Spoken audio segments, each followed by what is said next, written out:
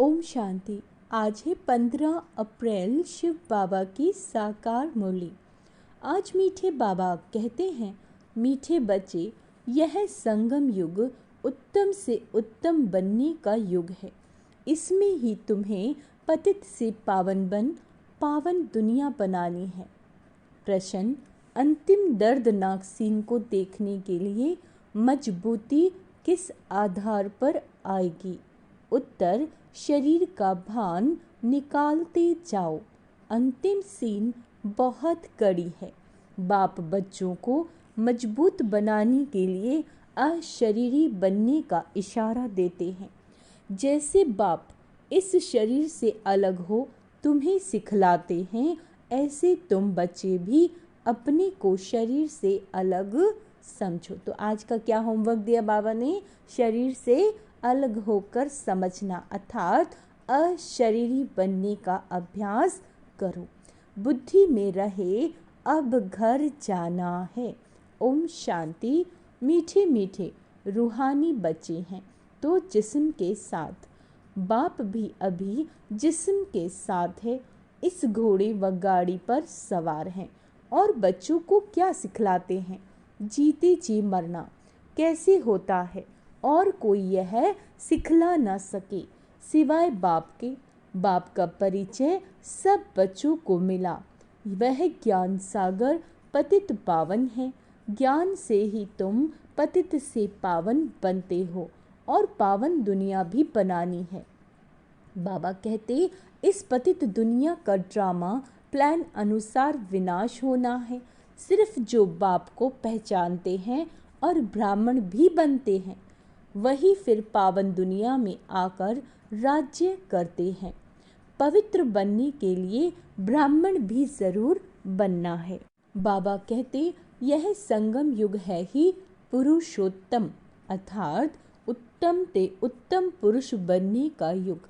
कहेंगे उत्तम तो सब बहुत साधु संत महात्मा वजीर अमीर प्रेसिडेंट आदि हैं, परंतु नहीं, यह तो कलयुगी भ्रष्टाचारी दुनिया पुरानी दुनिया है। पतित दुनिया में पावन एक भी नहीं। अभी तुम संगम युगी बनते हो। वो लोग पतित पावनी पानी को समझते हैं, सिर्फ गंगा नहीं, जो भी नदियां हैं। यहाँ बाबा कहते हैं, जहाँ भी पानी देखते हैं समझते हैं पानी पावन करने वाला है। यह बुद्धि में बैठा हुआ है। कोई कहाँ जाते हैं, मतलब पानी में स्नान करने जाते हैं, परंतु पानी से तो कोई पावन हो ना सके। अगर पानी से स्नान करने से पावन हो जाते, फिर तो इस समय सारी सृष्टि पावन होती। इतने सब पावन दुनिया में होने चाहिए। यह तो पुरानी रस्म बाबा कहते चली आती है। सागर में भी देखो कितना सारा किचड़ा है ना, जाकर पड़ता है। फिर वो पावन कैसे बनाएंगे? पावन तो बनना है आत्मा को। इसके लिए ही परम पिता चाहिए जो आत्माओं को पावन बनाए, है ना।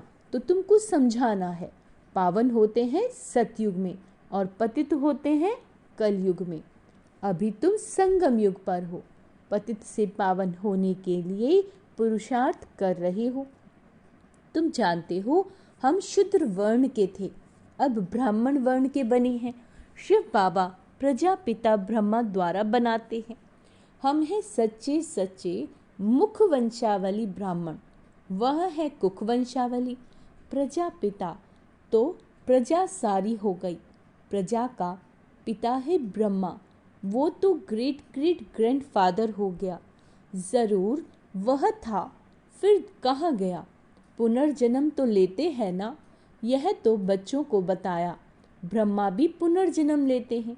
ब्रह्मा और सरस्वती, माँ और बाप, वही फिर महाराजा महारानी लक्ष्मी नारायण बनते हैं। जिसको विष्णु कहा जाता है, वही फिर 84 जन्मों के बाद आकर ब्रह्मा सरस्वती बनते हैं।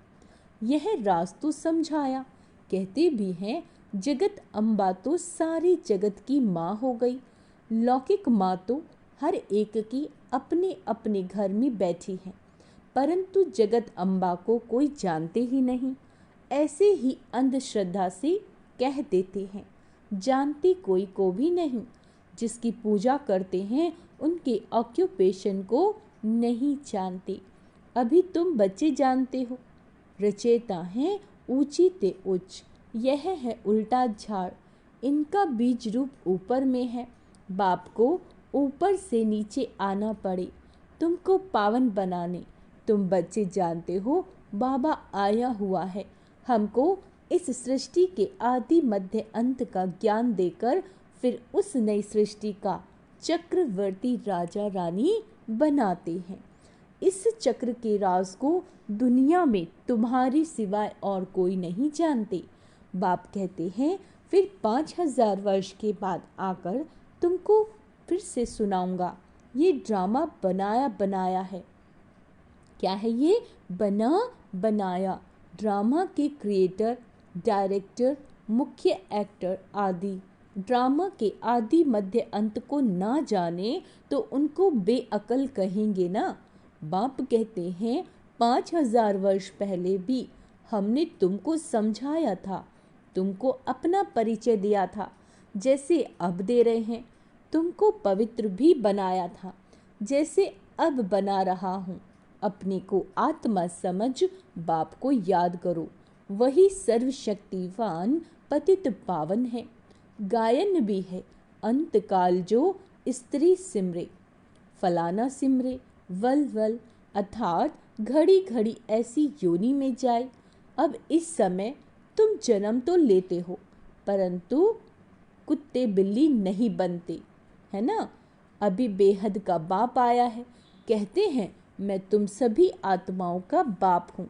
यह सब काम चिता पर बैठ काले हो गए हैं, इन्हों को फिर ज्ञान चिता पर चढ़ाना है। तुम अब ज्ञान चिता पर चढ़े हो, ज्ञान चिता पर चढ़ फिर विकारों में जा न सके। प्रतिज्ञा करते हैं हम पवित्र रहेंगे, बाबा कोई वह राखी नहीं बंधवाते। यह तो भक्ति मार्ग का रिवाज चला आता है। वास्तव में यह है इस समय की बात। तुम समझते हो पवित्र बनने बिगर पावन दुनिया का मालिक कैसे बनेंगे। फिर भी पक्का कराने के लिए बच्चों से प्रतिज्ञा कराई जाती है। कोई ब्लड से लिख कर देते हैं, कोई कैसे लिखते हैं। बाबा आप आए हैं, हम आपसे वर्षा ज़रूर लेंगे। निराकार साकार में आते हैं ना।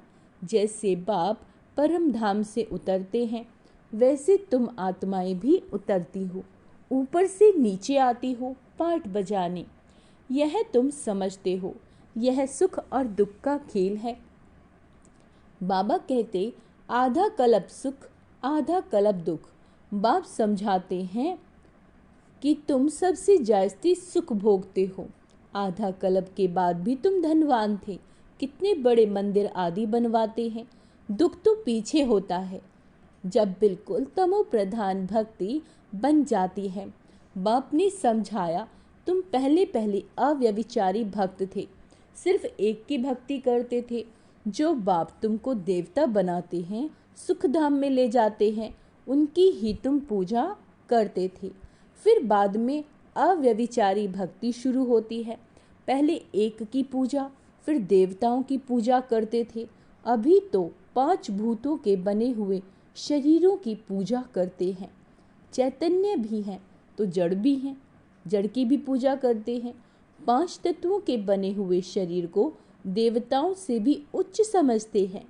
देवताओं को तो सिर्फ ब्राह्मण हाथ लगाते हैं, तुम्हारे तो ढेर के ढेर गुरु लोग हैं। यह बाप बैठ बताते हैं, यह दादा भी कहते हैं। हमने भी सब कुछ किया, भिन्न भिन्न हठ योग आदि, कान नाक मोड़ना आदि सब कुछ किया।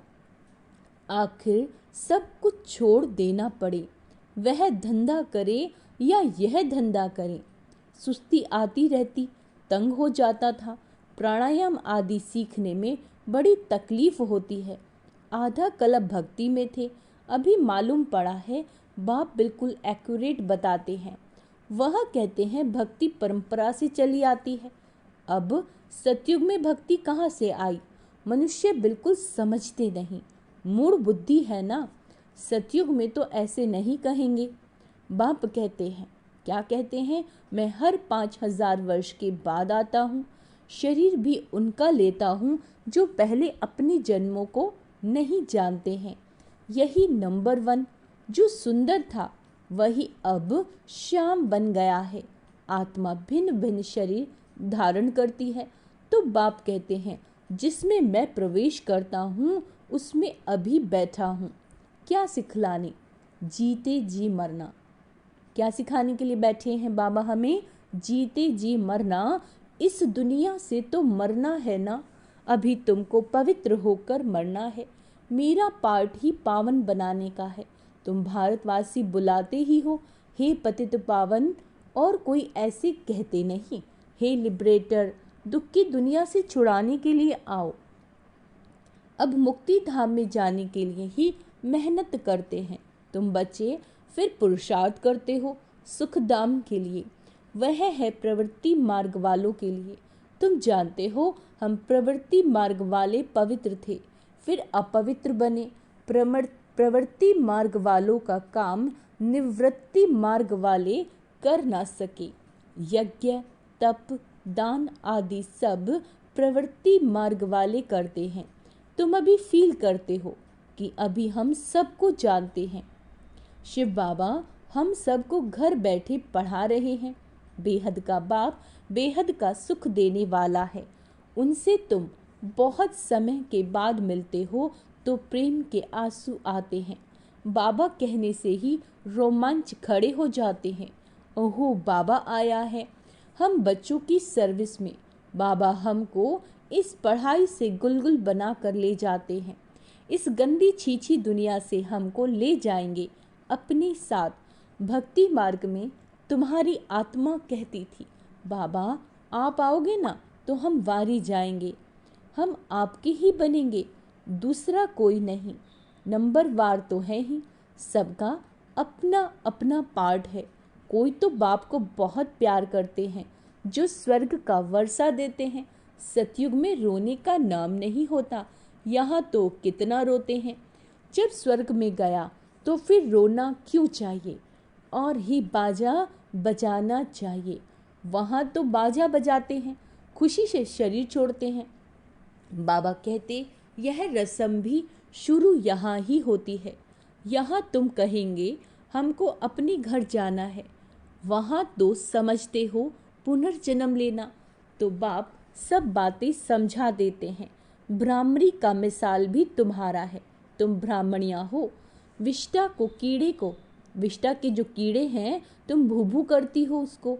तुमको तो बाप कहते हैं इस शरीर को भी छोड़ देना है। क्या कह रहे हैं बाबा? इस शरीर को भी छोड़ देना है। जीते जी मरना है, जीते जी मरना है। बाप कहते हैं अपने को आत्मा समझो। अब हमको वापस जाना है। अपने को आत्मा समझ बाप को याद करना है। देह को भूल जाओ। क्या कह रहे हैं बाबा? इस देह को भूल जाओ। बाप तो बहुत मीठा है। कहते हैं मैं तुम बच्चों को विश्व का मालिक बनाने आया हूँ। अब शांति धाम और सुख धाम को याद करो। कितना सारा बाबा होमवर्क दे देते हैं ना। शांति धाम को याद करना है, सुख धाम को याद करना है, खुद के इस शरीर को भूलना है। बाबा कहते अल्फ और बे, यह है दुख धाम, शांति धाम, हम आत्माओं का घर। हमने पाठ बजाया, अब हमें घर जाना है। वहाँ ये छीछी शरीर नहीं रहता। अभी तो यह बिल्कुल ही जड़ जड़ीभूत हो गया है ना। अब हमको बाप सम्मुख बैठ सिखलाते हैं इशारे में, मैं भी आत्मा हूँ और तुम भी आत्मा हो। मैं शरीर से अलग होकर तुमको भी वही सिखलाता हूँ। तुम भी अपने को शरीर से अलग समझो। बाबा कहते अब घर जाना है, यहाँ तो रहने का अभी नहीं है। यह भी बाबा कहते यह भी जानते हो अभी विनाश होना है। भारत में रक्त की नदियाँ बहेंगी, फिर भारत में ही दूध की नदियाँ बहेंगी। यहाँ सब धर्म वाले इकट्ठे हैं, सब आपस में लड़ मरेंगे। यह पिछाड़ी का मौत है। पाकिस्तान में क्या क्या होता था, बड़ी कड़ी सीन थी, कोई देखे तो बेहोश हो जाए। अभी बाबा तुमको मजबूत बनाते हैं, बाबा कहते शरीर का भान भी निकाल देते हैं। बाबा ने देखा बच्चे याद में नहीं रहते, बहुत कमज़ोर हैं, इसीलिए सर्विस भी नहीं बढ़ती। घड़ी घड़ी लिखते हैं बाबा, याद भूल जाती है, बुद्धि लगती नहीं। बाबा कहते योग अक्षर छोड़ दो, विश्व की बादशाही देने वाले बाप को तुम भूल जाते हो। अरे भक्ति में बुद्धि कहीं और तरफ चली जाती थी तो अपने को चुटकी काटते थे, है ना? क्या करते थे? चुटकी काटते थे। बाबा कहते हैं तुम आत्मा अविनाशी हो, सिर्फ तुम पावन और पतित बनते हो, बाकी आत्मा कोई छोटी बड़ी नहीं होती। अच्छा, मीठे मीठे सिकिला दे बच्चों प्रति माता पिता बाप दादा का याद प्यार और गुड मॉर्निंग। रूहानी बाप की रूहानी बच्चों को नमस्ते। हम रूहानी बच्चों की रूहानी बाप दादा को याद प्यार, गुड मॉर्निंग, नमस्ते मीठे बाबा, शुक्रिया बाबा, शुक्रिया। धारणा के लिए मुख्य सार, अपने आप से बात करो। आज क्या करना है? अपने आप से बात करो। ओहो बाबा आया है हमारी सर्विस में, वो हमें घर बैठे पढ़ा रहे हैं। बेहद का बाप, बेहद का बाबा बेहद का सुख देने वाला है, उनसे हम अभी मिले हैं। ऐसे प्यार से बाबा कहो और खुशी में प्रेम के आंसू आ जाएं, रोमांच खड़े हो जाएं। अब वापस घर जाना है। क्या करना है? बाबा ने कहा है अब वापस घर जाना है, इसीलिए सबसे ममत्व निकाल जीते जी मरना है। इस देह को भी भूलना है, इससे अलग होने का अभ्यास करना है। वरदान है बीती हुई बातों का, बीती हुई बातों व वृत्तियों का समाप्त कर संपूर्ण सफलता प्राप्त करने वाली स्वच्छ आत्मा भव। बाबा कहते सेवा में स्वच्छ बुद्धि, स्वच्छ वृत्ति और स्वच्छ कर्म सफलता का सहज आधार है। कोई भी सेवा का कार्य जब आरंभ करते हो तो पहले चेक करो कि बुद्धि में किसी आत्मा की बीती हुई बातों की स्मृति तो नहीं आती। क्या कह रहे हैं बाबा? जब भी कोई काम करते हो तो बीती हुई किसी आत्मा की जो बातें हैं वो याद तो नहीं आती। उसी वृत्ति दृष्टि से उसको देखना, उनसे बोलना, इससे संपूर्ण सफलता नहीं हो सकती। इसीलिए बीती हुई बातों को व वृत्तियों को समाप्त कर स्वच्छ आत्मा बनो, तभी संपूर्ण सफलता प्राप्त होगी। स्लोगन है जो स्वयं परिवर्तन करता है, जो आत्मा अपना स्वयं का परिवर्तन करती है, विजय माला उसी के गले में पड़ती है। अच्छा, ओम शांति। आज का स्वमान अभ्यास करेंगे। मैं स्वच्छ आत्मा हूँ, मैं योगी आत्मा हूँ, मैं तीव्र पुरुषार्थी आत्मा हूँ। ओम शांति।